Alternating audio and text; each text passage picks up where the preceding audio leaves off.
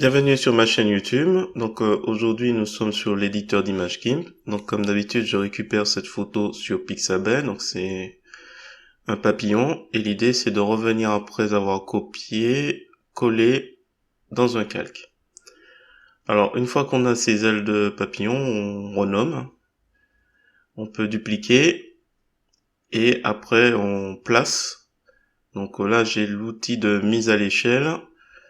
Pour rappel, le carré du milieu permet de déplacer et après vous pouvez déformer. Donc là normalement, là il déforme sans respecter les proportions. Donc du coup je refais la chaîne pour refaire un papillon beaucoup plus grand et le replacer comme il faut.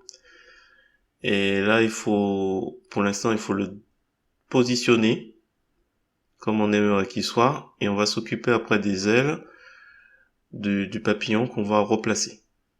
Donc là, à chaque fois, ça prend un certain temps pour être mis à l'échelle. C'est lié à la taille de mon projet qui va atteindre près un peu plus de 3000 pixels, ce qui cause un peu de ralentissement. Alors, une fois qu'on a agrandi notre papillon, on voit pas tout notre papillon, donc il faut aller dans le menu Images et Images, ajuster les calques, enfin ajuster l'image au calque qui était masqué tout à l'heure, qui était pas tout à fait complet.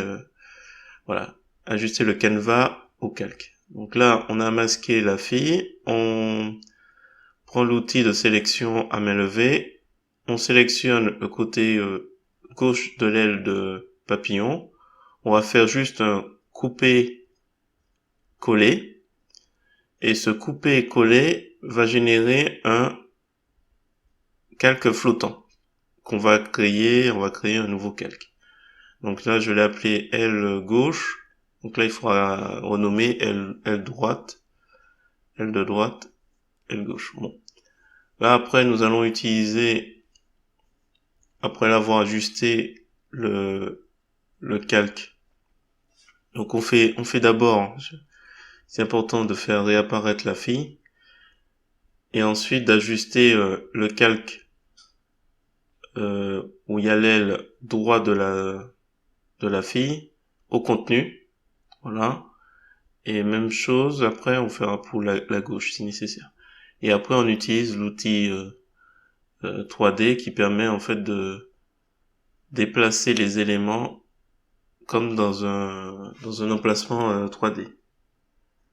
Donc là on va le replacer au niveau du Y, on le fait tourner autour de l'axe Y. Et une fois qu'on est satisfait, alors on peut utiliser le curseur de la souris pour placer plus aisément les éléments. Après on change, on joue avec Z.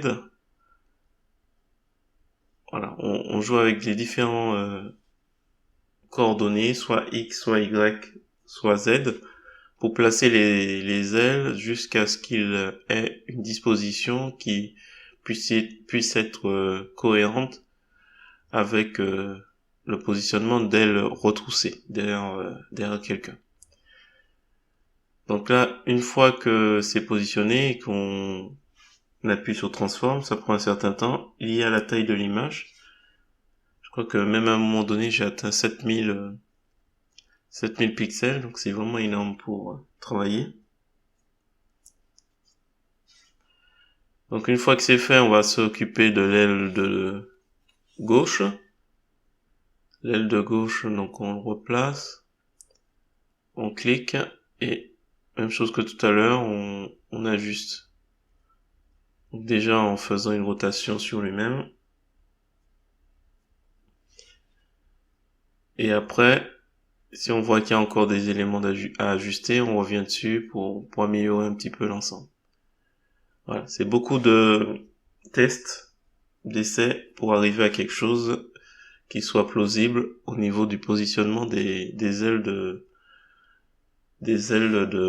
papillon. Voilà. Écoutez, on est presque à la fin, il s'agit juste de changer la couleur des ailes de papillon. Donc là on voit un peu le positionnement sans la fille. Et là il faut atteindre une couleur qui soit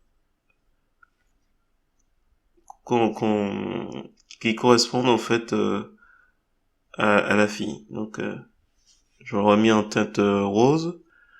Donc l'idée c'est de copier depuis le visible les ailes que j'ai placées.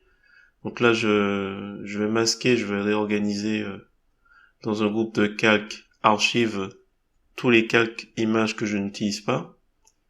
Voilà, je fais un glisser-déposer. L'idée c'est vraiment de ne pas être gêné dans le choix de mes éléments. Donc là c'est fait, c'est un groupe de calques. Il ne reste plus qu'à traiter sur celui qui est ouvert. Donc on va désaturer un petit peu et on va colorier avec une teinte rose, les ailes. Donc ça prend un certain temps et une fois que c'est fait, on valide.